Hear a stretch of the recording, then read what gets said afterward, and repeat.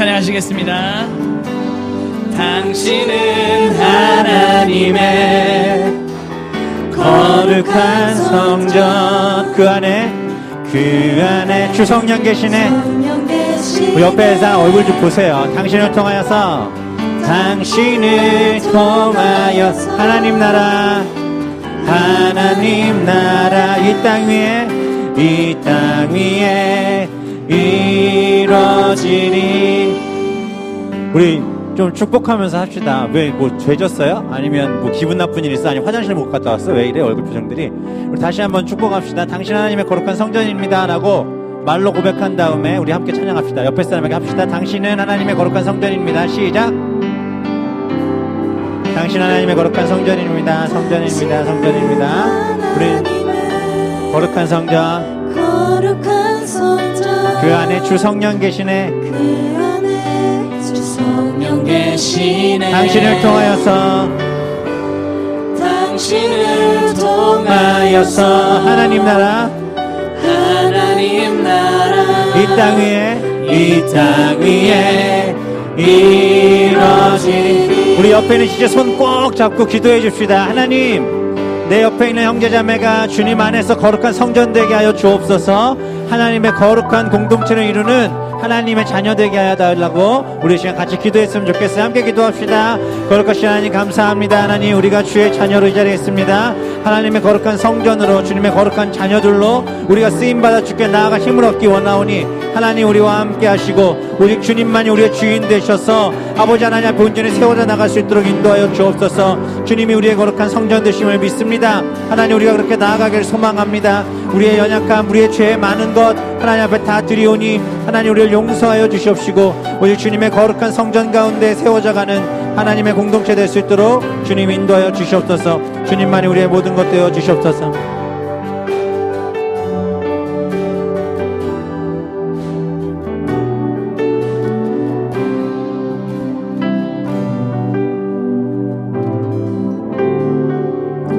하나님 감사합니다. 주님, 사랑하는 청년들이 주의 전에 모여 있습니다. 하나님, 아름다운 공동체, 주님 원하시는 거룩한 공동체 되게 하여 주시고 오늘도 말씀을 통해 예배를 통해 주님 앞에 더 애쓰며 살아가는 청년들 되게 하여 주옵소서. 오늘도 빠짐없이 주님 앞에 귀한 예물 드렸습니다. 이 예물 주님 귀하게 사용되게 하시고 또 사랑하는 청년들이 하나님 재정적인 문제들 때문에 어려움 당하지 않도록 인도하여 주옵소서. 감사드리며 예수님 이름으로 기도합니다. 아멘.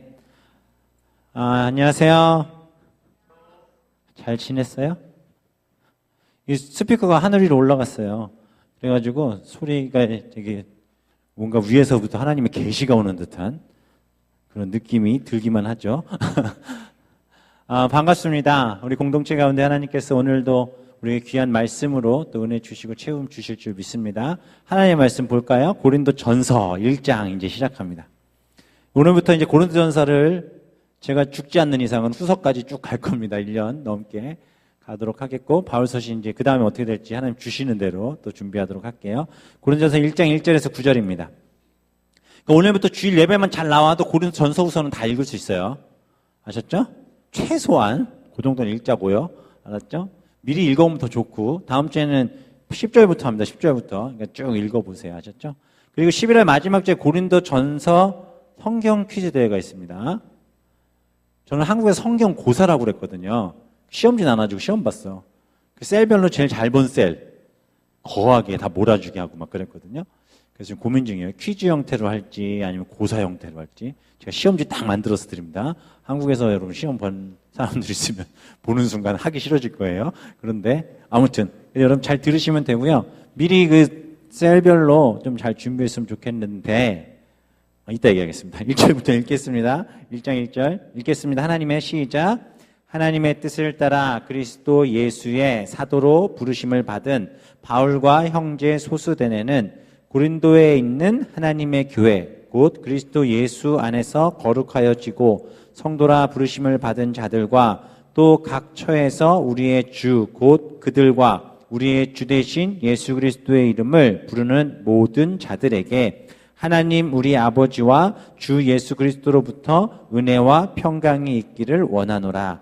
그리스도 예수 안에서 너희에게 주신 하나님의 은혜로 말미암아 내가 너희를 위하여 항상 하나님께 감사하노니 이는 너희가 그 안에서 모든 일 곧 모든 언변과 모든 지식의 풍족함으로 그리스도의 증거가 너희 중에 견고하게 되어 너희가 모든 은사에 부족함이 없이 우리 주 예수 그리스도의 나타나심을 기다립니다.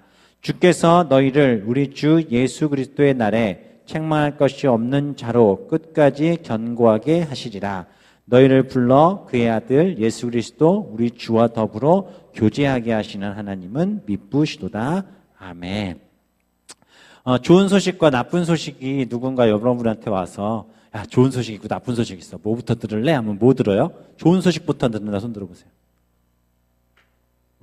나쁜 소식부터 듣는다. 난 안 듣는다. 손 안 든 사람은 안 듣는다는 얘기잖아요. 그죠? 사람들마다 다르겠죠. 저 목사님 같은 경우에 나쁜 소식부터 들어요. 그리고 기분 나빠하고 있다가 좋은 소식 듣고 좀 풀리는데 나쁜 소식의 여파가 크면 좋은 소식을 들어도 좋긴 하지만 길지 않게 가죠. 오늘 좋은 소식이 있습니다. 설교는 좀 짧을 수 있는데 특강이 있어요. 특강이 연애 특강입니다. 연애 특강. 별로 안 좋아하는데? 좋아한다며 임원들 어디 갔어요? 다 일어나. 연애 특강 한다 그러면 좋아한다며. 연애 특강 해요. 연애 특강에서 여러분들 실질적인 얘기들을 구체적으로 다 나열하긴 힘들어. 짧아서. 정말 제대로 들으려면 12주 과정을 통과해야 되거든요. 목사님이랑 12주 동안 떠드는 거예요. 연애에 대해서. 그리고 나머지 재밌는 일들이 벌어지는데 아무튼 그건 이제 나중에 더 자세히 얘기하고요. 그렇습니다. 나쁜 소식은 뭐 억지로 만들 필요는 없어요. 여러분들 좋은 소식과 나쁜 소식. 고린도 교회를 향해서 사도 바울은 고린도 전서후서의 내용들을 보면은요, 고린도 교회를 굉장히 질차하는 듯한 내용들이 쭉 있어요. 그래서 고린도 교회의 성도들이 듣기에는 좀 이게 기분 나쁜 소식일 수 있어요. 그런데 이제 그 이야기들을 풀어나가기 이전에 이제 사도 바울이 고린도서 오늘 본문 1장 1절에서 9절까지에 보면 좋은 것을 얘기해 줍니다. 좋은 거. 칭찬하는 거예요, 칭찬. 지수를 보고, 지수 참 예쁘다. 오늘 옷도 이쁘게 입고 왔네. 보조개도 예쁘구나. 이렇게 칭찬을 먼저 해놓는 거야. 그리고 나서 이제 너는 근데 왜 그렇게 사니? 예배 중간에 태도가 그게 뭐고, 지난주에 말씀 봤니? 뭐 기도했니? 고린도 교회가 왜 음란하게 사니? 왜 예배를 똑바로 안 드리니? 이렇게 가는 거예요. 그래서 오늘 서론 부분만 읽으면 이제 고린도 교회를 향한 사도 바울의 굉장히 그 사랑과 어떤 좋은 이야기들이 담겨 있어서요. 우리 오늘 1장 1절부터 9절을 읽을 때는 좋은 것들로 이렇게 하나님이 채워주실 줄 믿습니다. 바울이 3차 전도 여행 때 에베소에 머물면서 쓴 책이 고린도 전서 후서예요. 무슨 얘기인지 아시겠어요? 에베소에서 썼으니까 에베소서가 아니라 고린도 교회를 향해서 그 책을 썼습니다. 바울은 2차 전도 여행 때 이제 고린도 교회를 방문을 했고, 그때 이제 고린도 교회에 대한 어떤 많은 이야기들을 봤죠. 보면서 이제 가만히 생각하고 있었는데, 사람들을 향해서 편지를 받았는데 고린도 교회에 대한 아주 좋지 않은 얘기들이 자꾸 들려왔어요. 그래서 이 고린도 교회의 성도들에게 무슨 얘기를 해줄까라는 그런 마음 속에서 사도 바울이 오늘 본문에 1장부터 시작되어지는 고린도 전서 후서를 이제 시작을 합니다.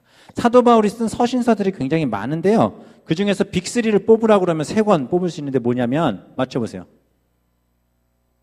그냥 말하면 돼. 로마서. 오늘 하니까 제가 이 얘기를 할 거 아니에요. 고린도 전서 후서예요. 이게 사도 바울이 쓴 서신서 중에 빅3입니다. 로마서는 교리적인 체계를 완벽하게 써놓은 책이에요. 기회가 되면 여러분들에게 제가 로마서를 한번 1장 1절부터 쭉 공부를 하든 했으면 좋겠어요. 제가 예전에 있던 교회에서 로마서를 했었거든요. 사도행전하고 로마서하고 이제 고린도전서 이제 여기 와서 하나님이 하게 하셔서 하는데, 로마서의 말씀들은 이해하기 조금 어려운 것이 있을 수 있지만 사도 바울이 통해서 로마서를 하나님이 쓰게 하신 가장 중요한 목적이 뭐냐면 그리스도인들의 뼈대를 튼튼하게 하셨습니다. 뼈가 튼튼해야죠. 그죠? 뼈가 좀 약하신 분들 없어요? 나이를 안 먹었으니까 아직 뼈가 튼튼하죠? 우리 부장지사님 뼈 튼튼하시죠? 예, 그렇군요. 저희 아내는 뼈가 안 튼튼해요. 그래서 막 사골국 먹고 막 뼈 수술해가지고 그러는데, 뼈대를 다루는 게 로마서라면 이제 고린도 전서후서에서는 그 뼈에 조금씩 살을 붙여가는 과정들을 이제 뒤에 서신서들을 통해서 하나둘씩 진행하고 있습니다. 사도 바울, 1장 1절에 보면 하나님의 뜻을 따라 그리스도 예수로 부르심을 받은 바울과라고 얘기하고 있어요. 사도 바울은 지금 여기 1장 1절에서 자신의 정체성을 분명하게 얘기하는데 뭐라고 하냐면 자기는 하나님의 뜻을 따라 그리스도 예수의 사도로 부르심을 받았대요. 오늘 이 자리에 있는 우리 청년들이 하나님의 뜻을 따라 이 자리에 오셨을 줄 믿습니다. 믿으십니까? 그리고 여러분들은 하나님의 사도로 부르신 줄 믿습니다. 근데 여기서 이제 사도로 부르셨다라고 하면 이제 그 성경을 좀 보셨거나 어설프게 공부하셨던 분들은 저한테 꼭 와서 따지세요. 뭐라고 따지시는지 아세요? 사도가 지금도 있습니까? 이제 얘기를 하죠. 그죠? 제가 많이 들어봤기 때문에 제가 이런 얘기를 합니다. 꼭 어설프게 성경 아시는 분들이 와서 저한테 자꾸 따지세요. 사도가 지금도 있습니까? 어떻게 청년들은 사도라고 하십니까? 물론 사도는 사도 바울로 해서 이제 마지막이긴 하겠죠. 성경적인 원리로 볼 때.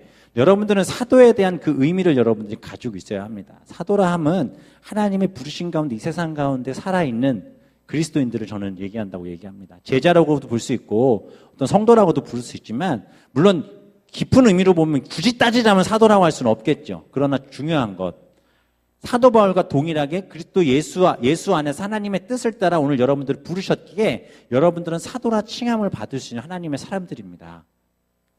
그 사실을 여러분들의 정체성을 갖고 계셔야 돼요. 나는 하나님의 제자다, 예수님의 제자다. 나는 사도와 같은 하나님의 사람으로 살아야 되겠다라고 생각하는 사람은 손 들어보세요. 빨리 들어. 이름 적으세요. 버튼 들어. 여러분 사도로 살아간다는 거 쉬운 일 아닙니다. 쉬운 일 아니에요. 저도 감히 저에게 사도라는 애칭을 붙이고 싶지 않고 왜냐하면 자체가 부담스럽기 때문에 저는 목사가 됐다는 것도 굉장히 부담스러워하는 사람이에요. 그렇게 생겼잖아요. 그죠? 어떻게 저 사람 목사가 됐지? 이제 그런 생각들을 속으로 다 하면서 내 앞에 와서 얘기는 안 하지만 저는 저 스스로도 그런 생각들을 많이 합니다. 사도 바울은 굉장한 사람이죠. 사도 바울에서 잠시 이렇게 언급을 하자면 당시 베냐민 지파에 속한 유대인이었어요. 근데 로마 시민권자를 갖고 있었고 당시에 그 아무나 받지 않는다는 가말리엘 문화생으로 있었죠. 이게 무슨 소리냐면 지금으로 얘기하면 지금 전 세계에서 가장 힘 있는 나라 캐나다, 그죠? 동의들 안 하는구나 역시 미국입니다. 지금으로 얘기하면 사도 바울은 미국의 시민권자이고요. 시민권자이고 그다음에 미국에서 최고의 대학이 어디야? 하버드? 하버드 다니는 사람 손 들어봐. 가고 싶은 사람 손 들어봐. 이미 늦어서 안 갈란다. 집 멀어서 안 갔다 손 들어봐. 그렇죠. 집 멀어서 안 갔다. 그렇죠. 많이 있네.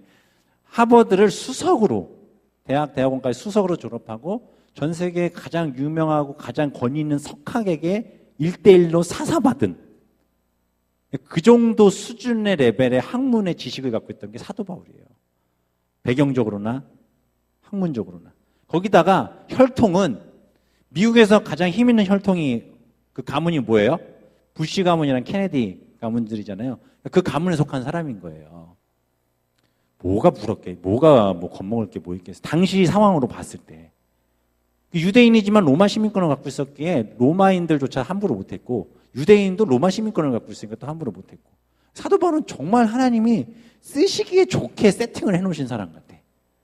너무 완벽한 그런 사람이었습니다. 근데 그런 사람이 오늘 본문에서 얘기하는데 나는 그리스도 예수의 사도로 부르심을 받았다라고 얘기하고 있어요. 당시에 그리스도 예수의 사도라는 것, 그리스도 안에 있는 사람이다라는 것은 굉장히 주류라고 할 수 없는 사람들이에요. 주류라고 할 수 없는. 그러니까 그 시대를 이끌어가는 어떤 그런 사람들 속에 속해 있는 것이 아닌 조금 이렇게 사람들이 쟤네들은 뭐지라고 볼 수 있는 그러니까 모든 걸 내려놓은 거죠. 자신의 모든 걸 내려놓고 그렇게 자리에 있던 사람이 바로 사도 바울이었습니다. 그가 예수의 사도로 부르심을 받았다라고 얘기하고 자신을 하나님이 특별한 사역 가운데 쓰셨음을 이 사도 바울은 고백하고 있습니다. 사도 바울 또한 이렇게 고백할 수 있었던 이유가 있죠. 지난번에 제가 말씀드렸지만 사도 바울은 예수 그리스도를 만났습니다. 그죠? 예수 그리스도를 만나서 그의 인생에 완전한 전환점이 있었어요. 완벽한 전환점이 있었고 아라비아 광야에서 그의 모습들을 돌본 이후에 하나님 앞에서 훈련되어진 이후에 그가 이제 하나님의 사람으로 사용되어지고 또 하나님이 그렇게 귀하게 사용하셨습니다. 사랑하는 청년들은 또 여러분들 지금 청년의 때는요 어떤 시기라고 생각들 하십니까? 어떤 시기예요? 아직은 불안전한 때예요. 그죠? 뭔가 이렇게 안정적이지 않은 그런 모습들이 우리가 한데 있죠. 청년의 때는 준비해야 될 때입니다. 준비해야 될 때. 준비해야 될 때예요. 무엇을 준비하느냐? 내가 먹고 살 것을 준비해야 될 때입니다. 그죠? 아니야? 먹고 살아야지. 아니, 그거 솔직히 얘기해봐. 앞으로 먹고 살아야죠. 나는 죽을 때까지 엄마 아빠랑 같이 살 거다. 손 들어봐. 결혼들은 다 하고 싶어가지고 그냥. 아니죠. 그럼 여러분들이 부모로부터 독립할 거 아니에요.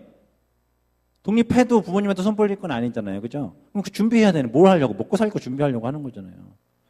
인간의 삶이 굉장히 단순해요. 어떻게 보면. 세상 사람들 살아가는 모습들 보면.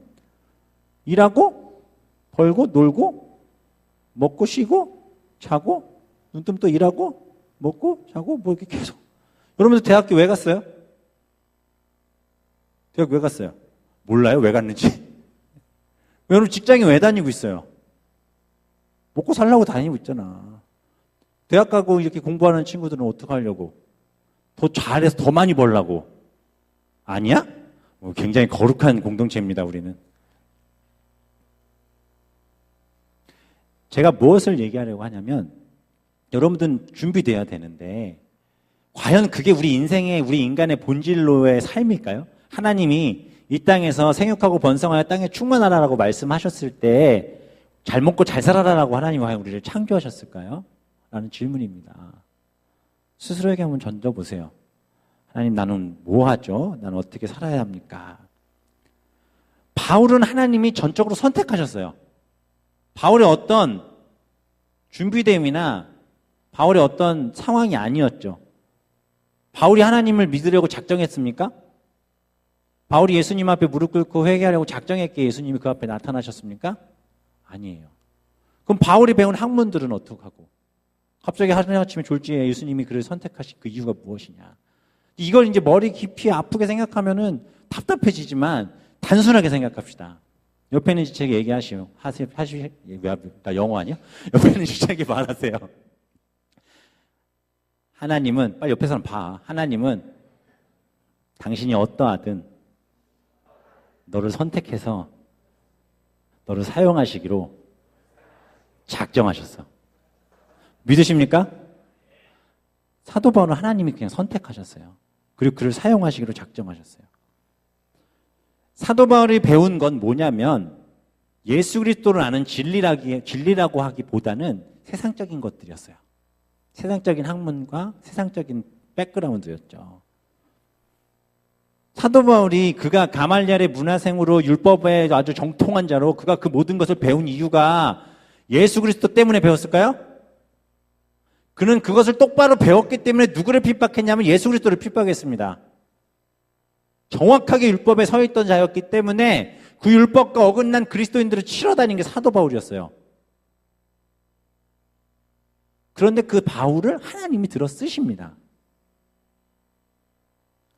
여러분 지금 배우고 있는 것, 여러분 지금 하고 있는 일, 여러분들이 머리 가운데 갖고 있는 지식이나 백그라운드, 주의 일을 하는데 아무짝에 소용없는 것처럼 느껴질 수 있지만 여러분이 어디서 무엇을 하든 하나님의 선택하심 가운데 여러분들은 그것을 통해 하나님이 일하실 줄 믿으시기 바랍니다. 뭘 하고 있어도 상관없어요. 그래서 비교할 이유도 없어. 아니 필요도 없어. 쟤는 뭐 하버드 다니고 나는 뭐하고 이거 전혀 소용없어. 전혀 상관없어요. 여러분들 세상에 제일 미련한 크리스찬이 뭐냐면 누구가 비교하는 크리스찬이에요. 자기에 대한 부분들을 다른 사람과 비교하는 크리스찬 정말 바보예요. 하나님은 그 사람이 어디에서 무엇을 하든 그것을 통해 하나님의 일을 하시기로 작정하셨기에 여러분들 그 자리에 두신 거예요. 믿으십니까? 여러분 지금 있는 자리에 감사하셨으면 좋겠어요. 또 하나, 여러분이 공부하려고 하고 또 배우려고 하고 일하려고 하는 것들 있잖아요. 그게 아무 의미 없이 하나님이 그 일을 시작하게 하시는 게 아닙니다. 여러분도 아무 생각 없이 그 일들을 하고 있겠지만 하나님은 그 일을 통해 분명히 일하십니다. 분명히 역사하십니다. 이것을 믿으면 여러분의 삶의 문제들이 한 10,000가지가 있었다면 50,000가지 잡생각과 일들이 있었다면 그중에서 한 49,999가지 일들은 정도는 그냥 해결이 싹 되는 거야. 그럼 왜 한 가지는 왜 해결 안 해주냐고요? 여러분들이 완전체가 아니기 때문에 그래. 여러분의 욕심은 끝이 없기 때문에. 사도 바울 하나님께서 부르셨어요. 그리고 하나님의 뜻에 따라 그리스도 예수의 사도로 그를 부르셨다라는 겁니다. 하나님의 은혜가 사도 바울에게 있었고 그 비전, 그 마음을 가지고 그가 배운 모든 것들. 사도 바울이 예수 그리스도를 만난 이후에 그가 배운 모든 것들이 쓸데없었을까요? 하나님 그것을 통해서 율법자들을 치게 하셨고 그것을 통해서 사도 바울을 보호하시고 또 아니하셨으며 그가 그것을 통해서 더 많은 복음을 전할 수 있도록 하셨다라는 거예요. 청년의 때에 많은 좌절감과 실패감과 내 자신에 대한 자존감의 미달로 스스로를 굉장히 질책하거나 또 자기 자신에 대해서 참 아파하고 난 왜 이렇게 태어났지? 우리 가정은 왜 이렇지? 난 왜 이렇게 머리가 나쁘지? 나는 왜 건강이 이렇지? 라는 이야기들로 자기 자신을 흔들어 놓는 사람들이 굉장히 많아요. 그쵸? 없어? 자존감이 다 좋구나. 굉장히 많아요. 목사님이 청년 사역하면서 그런 친구들 정말 많이 봤어요. 가정 문제 때문에. 가정의 문제들, 재정적인 문제들 때문에. 한국에서는 시급도 짜잖아. 정말 보면 학교 다니면서 새벽 1시까지 막 일하는 애들이 있어. 아침에 새벽 5시부터 나가서 하고, 밤에 편의점 가서도 일하고, 아침부터 학교 가고, 쪽잠 자고 이런 애들이 정말 많아요. 그런 애들 물어보면 뭐가 제일 힘드니? 목사님 로또 됐으면 좋겠어요. 돈 좀 있었으면 좋겠어요. 친구들 보면 부모님이 학비 다 대주는데, 나도 좀, 차마 말은 못하지만, 그랬으면 좋겠어요. 밥 한 번 제대로 먹었으면 좋겠어요. 다 이 얘기예요. 힘드니까. 우리 여기 친구들, 우리 청년들 중에도 유학 온 지체들 넉넉해서만 온 건 아니잖아. 그죠? 워킹홀릭으로 왔던 이런 지체들. 살면서 아무리 캐네디언 시민권을 갖고 있고 영주권을 갖고 있어도 여러분들 힘든 부분들이 다 있잖아요. 그걸 불평할 게 아니라 그 과정을 통해서 하나님 날 왜 이 자리에 두셨는지 여러분 보셔야 돼요. 정말 보셔야 돼요. 목사님은 찢어지게 가난하게 살았습니다. 정말 우리 집은 정말 가난했어요. 어머님은 어렸을 때부터 짜장면이 싫다고 하셨고요. 우리 집은 어렸을 때 가난해서 남들 먹는 짜장면 한번 사준 적이 없었어요. 우리 어머니는 생선도 가시 좋아하셨고 닭도 머리 좋아하시고 그런 줄 알았죠. 그게 남의 얘기가 아니었어요. G.O.D 그 노래 나왔을 때 G.O.D가 진짜 G.O.D로 보이고 하나님 은혜와 계시가 나온 줄 알았죠. 여담이고요. 이런 얘기도 나중에 이제 나눌 날이 있겠죠. 그런데 하나님은 사용하시더라고요. 그 과정을 통해 일하시더라고요. 불평하지 마세요. 하늘 한번 보세요. 따라하세요. 감사합니다, 주님. 시작. 물론 여기 봐도 계시고 어디에 봐도 계시지만 정말 감사하세요. 감사하는 순간 하나님의 역사가 임합니다. 못 믿으면 해봐. 자, 그런 사도 바울이 고린도 교회를 향해 이제 편지를 쓰고 있어요. 근데 고린도 교회는 굉장히 타락한 문화를 가지고 있었습니다. 당시 이 고린도 지역은 모든 무역이 왔다 갔다 하는 중심지 역할을 했어요. 허브 역할을 했어요. 그래서 각계각층의 문화와 사람들과 별의별 사람들이 거기 다 있었어요. 거긴 굉장히 번화한, 굉장히 풍족한, 그리고 그냥 너무나도 많은 그런 사람들이 지내는 곳이 바로 고린도였습니다. 거대한 문화의 용광로였다라고 얘기하기도 합니다. 그런데 그렇게 되다 보니 이 사람 저 사람 왔다 갔다 하다 보니 무슨 일이 벌어졌냐면 굉장히 음란하고 퇴폐적인 도시가 되고 있었습니다. 당시에 누가 와서 이 고린도인 같은 사람아 이렇게 얘기하면요, 그게 무슨 얘기냐면 이 음란하고 바보 같고 나쁜 사람아 이란 뜻이었어요. 고유명사였어요. 이 고린도 같은 사람아. 옆에 있는 사람들에게 하지마, 이건 욕이니까. 그럴 정도로 고린도 교회가 굉장히 부패했습니다. 고린도 땅 자체가 그렇게 부패하고 더러운 땅이에요. 음란하고. 당시에 고린도의 가장 유명한 유적지가 아프로디테 신전하고 아폴론 신전인데, 아프로디테가 누군지 아세요? 아프로디테? 미의 여신이잖아요. 미의 여신. 아프로디테 따로 말하면 비너스입니다. 비너스. 이거 여신인데요. 이 여신이 얼마나 예쁘고 또 음란하고 남자들을 이렇게 농락을 잘했냐면, 신화에 보면 제우스도 농락을 해요. 제우스가 넘어가? 있는지 없는지 모르는 신이지만, 없지, 있는지 없는지가 아니라. 애들 장난할 때 쓰는 그 얘기, 로마 신화 이야기요. 거기 보면 그런 얘기들이 나올 정도로 로마인들은 믿었잖아요. 근데 이 아프로디테 신전에 1000명의 여사도들이 있었어요. 여사제들. 여자 사제들. 그 사람들은 뭐 하냐면요. 사람들이 아프로디테 신전에 와서 그들 나름대로의 어떤 제사를 드리면 마지막 과정이 뭐냐면 그 여신녀들과 관계를 갖습니다. 그리고 이제 끝나는 거예요, 제사가. 그러니까 얼마나 천명의 매춘부들이 있었던 거예요, 신전 안에. 그 신전에 제사를 드리는 자들은 그들과 관계를 가져야만 했고, 또 그 옆에 아폴론 신전에서는 남자들이. 이게 너무 자연스러운 음란과 태폐의 모든 것들이 모여있던 그런 땅이 바로 고린도였어요. 그러니까 얼마나 사도 바울이 이 도시 자체에 대해서 굉장한 어떤 두려움 아닌 두려움과 그리고 어떻게 이럴 수 있을까라는 생각들이 사도 바울 마음속에도 있었던 것 같습니다. 여러분 어때요? 밴쿠버는? 고린도 교회가 음란하고 더럽고 타락한 땅이긴 맞습니다. 역사적으로 봐도 그만한 나라는 없어요. 그만한 도시는 없었습니다. 그럼 밴쿠버는 어떻습니까? 밴쿠버는. 그거보단 덜한가요? 밴쿠버 얘기하니까 기분 나쁜 거면 서울 얘기할게요. 서울 어마어마한 도시입니다. 제가 성경 공부할 때 얘기했던 것 같은데 어디서 얘기했지? 그 신촌은 우리나라에서 서울 대학가에서 가장 중심이죠. 신촌이면 신촌. 엄청난 대학들이 있죠. 연대, 서강대, 이대, 명지대, 홍익대 뭐 이렇게 해가지고 여러 가지 대학들이 있어요. 근데 그 지역이 축제만 가까이 오면 지역에 모텔이 10,000여 개가 넘는데 그 모텔 10,000여 개가 자리가 없습니다. 자리가 없어요. 누가 갔을까? 누가 가겠어요? 대학생들이 가죠.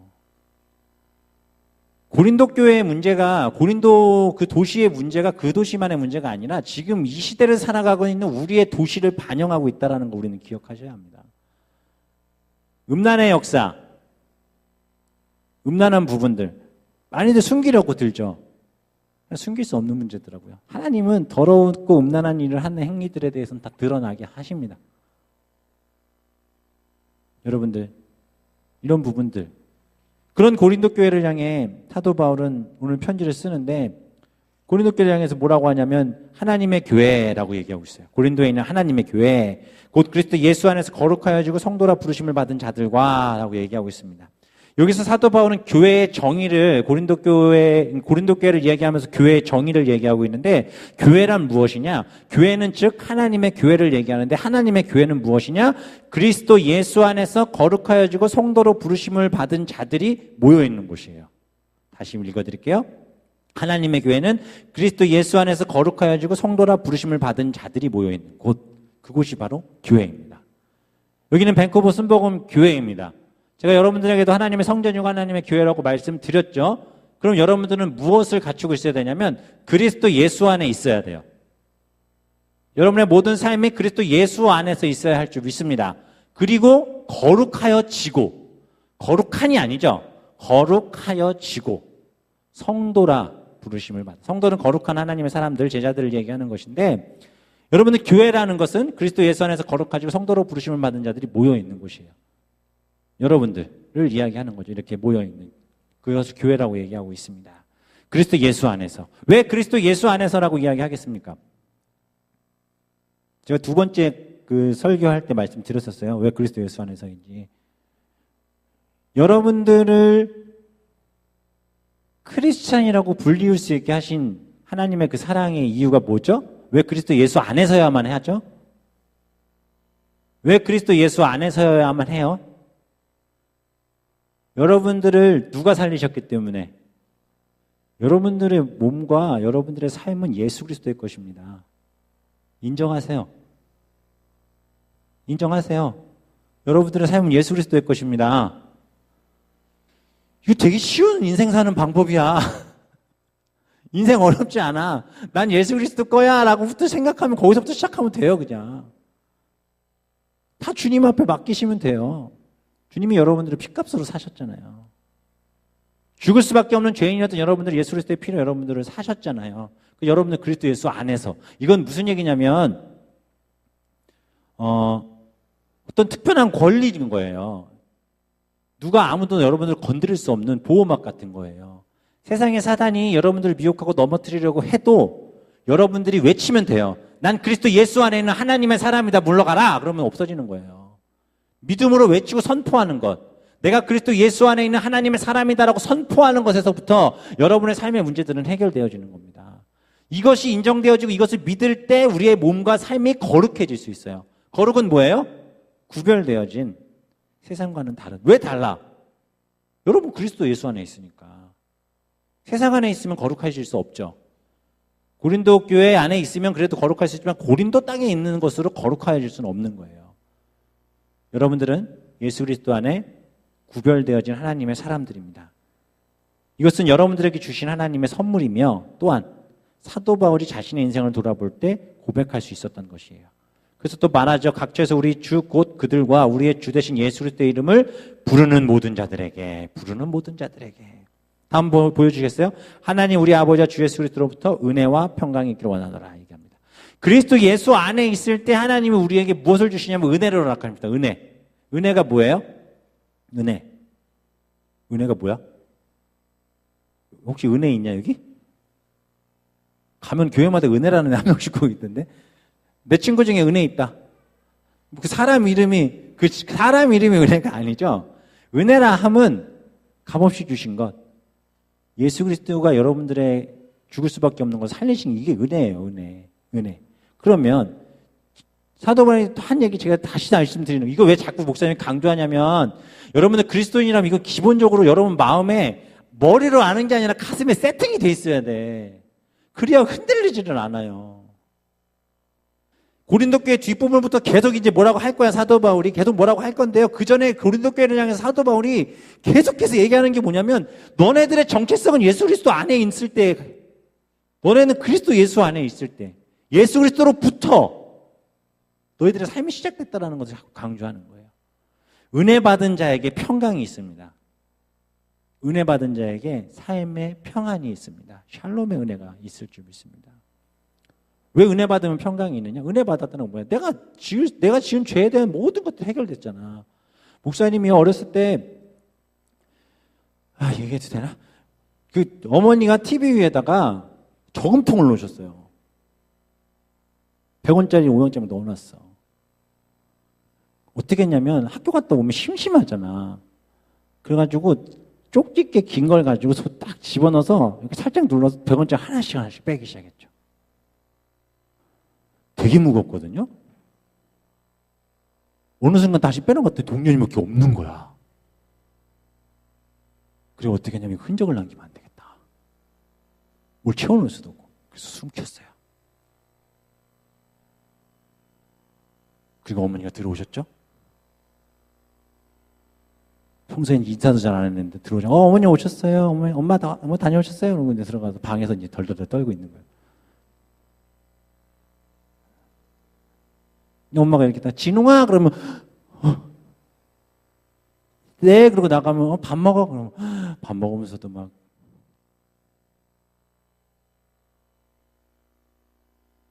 그러다가 이제 어머니가 진웅아 저금통이 저기 있었던 것 같아. 어디 갔니? 제가 뭐라고 그럴게요? 어머니 제가 100원씩 빼먹다가 다 사라져서 그 돼지 잡아먹었습니다.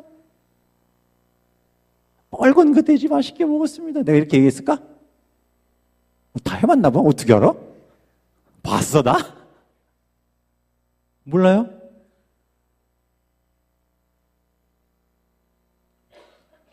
그러고 나니까 그 다음부터 엄마가 부르면 계속 떨리는 거야. 진웅아, 네? 그냥 가면 되는데 요즘 말 잘 듣는다. 아니에요. 근데 어느 날 어머니께서 저를 부르셔요. 그날도 떨면서 갔겠지. 그랬더니 너 서랍에 저금통 있더라?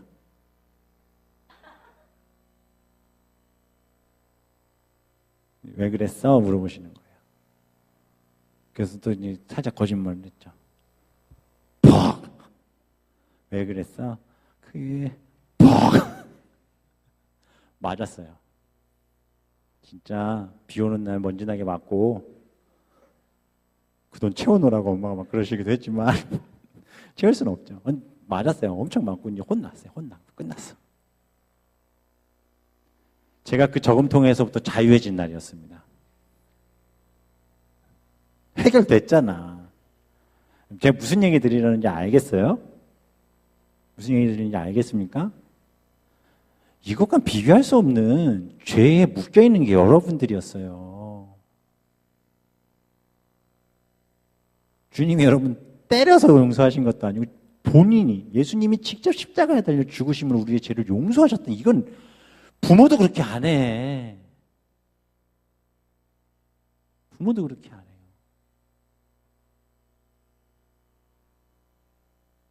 사도 바울은 그것을 고린도 교회를 향해서 계속해서 얘기하고 싶었던 거예요.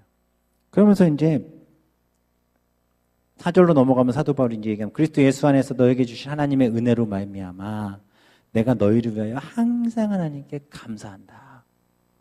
고린도 교회야, 니들 하는 짓을 보면 구원받은 백성의 삶이라고 볼 수가 없다.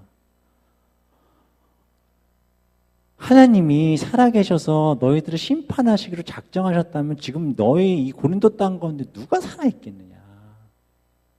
너희들이 거룩하게나 살고 있니? 너희들이 하나님의 백성으로 예배하며 살고 있니? 근데 어쩜 그렇게 살아있냐? 어쩜 그렇게 살아가고 있을까? 그 은혜가 감사한 거예요. 근데 사도 바울은 이것을 고린도 교회를 향해서 그들을 질책하고자 하는 소리가 아니라 사도 바울의 서신서에서의 내용들이 사도 바울을 정말 더 위대한 사도로 칭할 수밖에 없는 이유가 뭐냐면요. 사도 바울은 자신을 먼저 보고 꼭 그 얘기를 해요. 나 역시도 그렇다라는 거예요. 나 역시도. 자기 자신도 죄인 중에 죄인이며 괴수 중에 괴수고 벌레만도 못한 정말 배설물보다도 못한 죄인임에도 불구하고 하나님으로 말미암아 내가 거룩하다라는 말을 듣는 하나님의 사람으로 있다라는 것, 이것이 은혜다. 고린도 교회를 향해서 지금 그 얘기를 하고 있는 것입니다.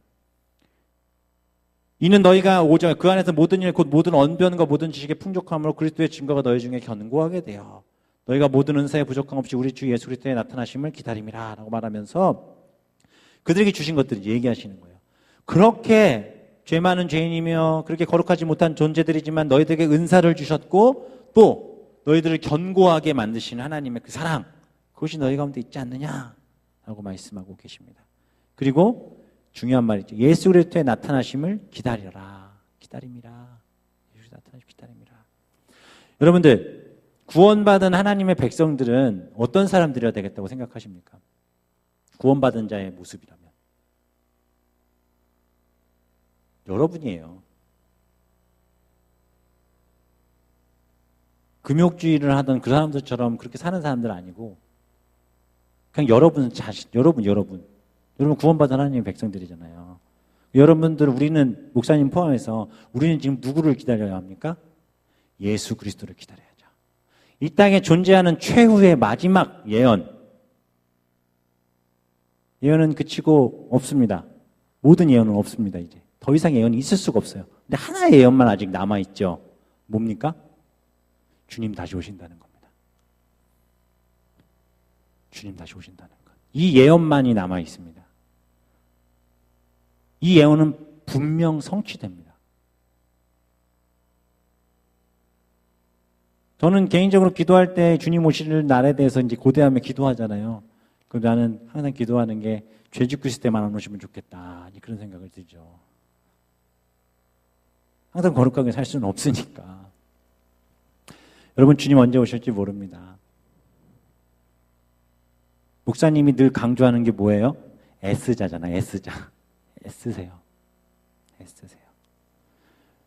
버려지고 죽을 수밖에 없는 죄인이 우리를 그리스도 예수 안에서 성도라 부르시는 하나님의 그 은혜.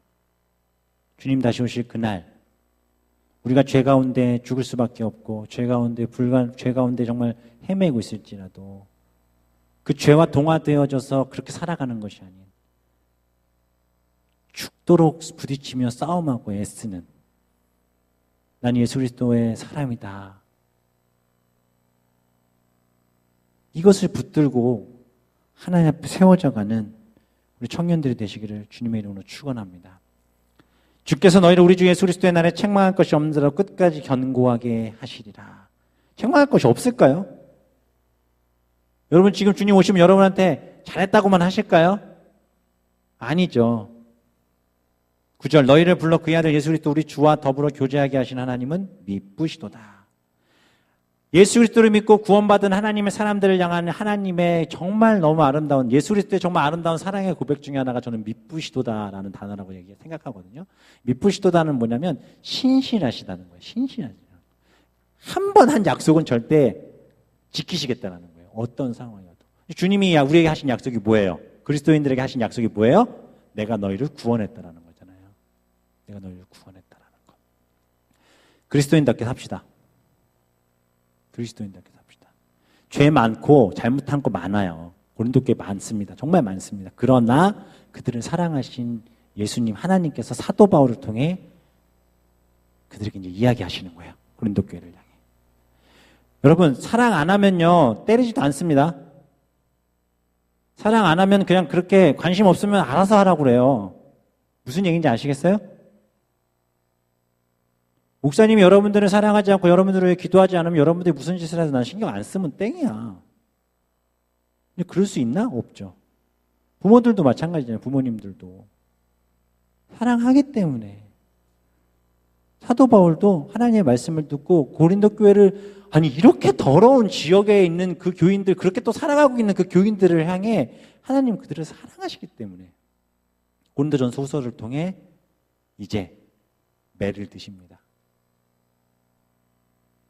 왜? 이렇게 살면 안 되니까. 왜? 그리스도 예수 안에 붙잡힌 자들이어야 하니까.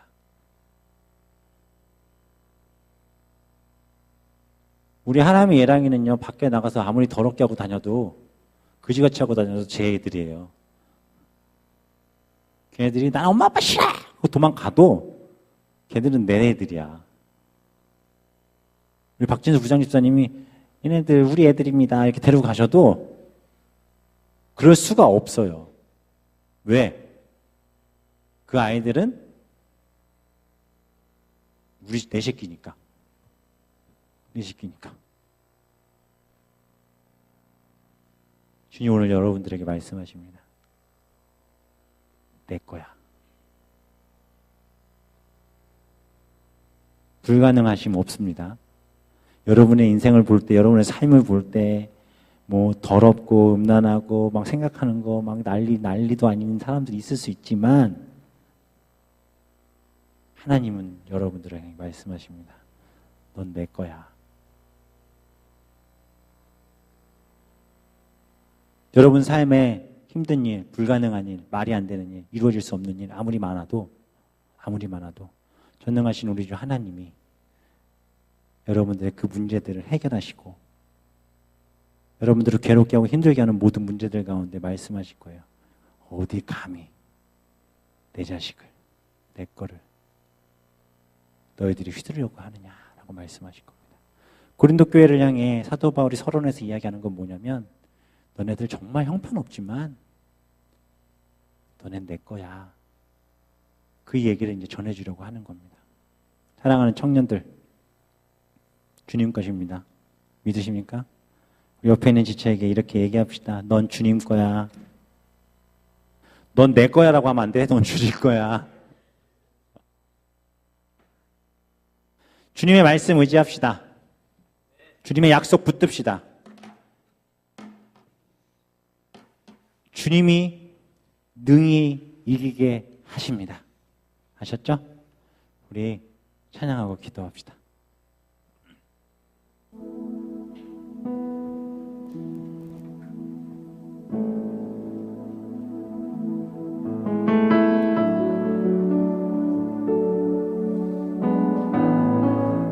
전능하신 나의 주 하나님, 전능하신 나의 주 하나님은 능치 못하실 일 전혀 없네. 능치 못하실 일 전혀 없네. 우리의 모든 간구도 우리의 모든 간구, 우리의 모든 생각도, 우리의 모든 생각도, 우리의 모든 꿈과 우리의 모든 꿈과 모든 소망도, 모든 소망도 신실하신 나의 주 하나님은, 신실하신 나의 주 하나님은 우리의 모든 괴로움 받고